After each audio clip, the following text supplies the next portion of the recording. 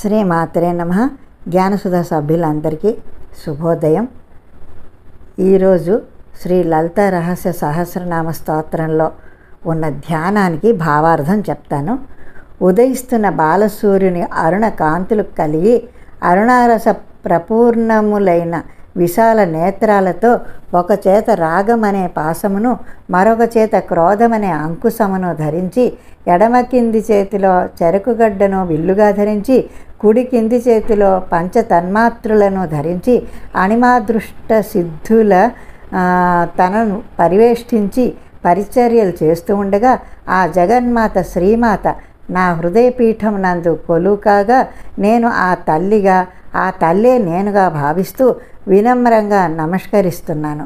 పద్మముల దళాల వంటి విశాలమైన నేత్రములతో స్వర్ణ దేహ ఛాయతో పీతాంబరపు చీర ధరించి పద్మహస్త అయి పద్మాసన అయి సర్వాభరణ భూషిత అయి లావణ్య రాశి అయి భక్తులకు అభయ ప్రదాత అయి జగన్మాత శ్రీ విద్యా స్వరూపిణి అయిన భవానీని నా హృదయపీఠంపై ధ్యానిస్తున్నాను.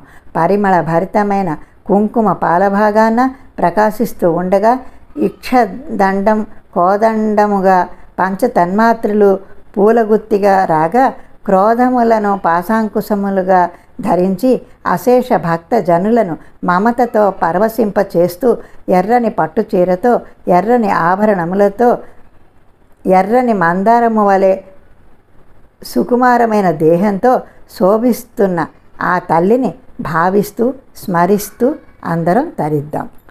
ఇది ధ్యానానికి అర్థం. దీని తర్వాత మనం ఒక్కొక్క నామానికి అర్థం చెప్పుకుందాం. అప్పటిదాకా సెలవు. శ్రీమాత్రే నమః.